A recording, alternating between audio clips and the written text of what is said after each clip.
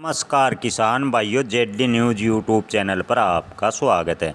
किसान भाइयों, इस बार लहसुन के भाव ठीक ठाक हैं। किसानों को लहसुन के लाभकारी दाम मिल रहे हैं।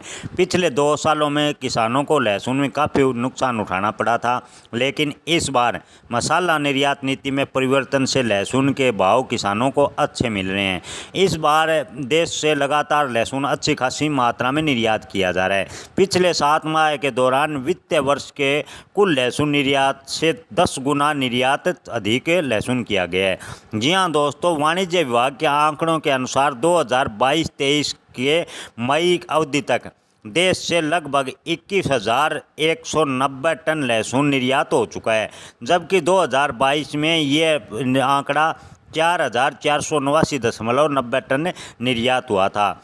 लगता है चालू वित्त वर्ष के पहले 7 महीनों में ही पिछले वित्त वर्ष के दौरान हुए कुल लहसुन के निर्यात से करीब 5 गुना ज़्यादा लहसुन निर्यात हुआ है। किसान भाइयों, आने वाले दिनों में भी लहसुन के निर्यात का आंकड़ा बढ़ेगा। ऐसे में लहसुन के भाव और तेज़ होने के आसार दिखाई दे रहे हैं।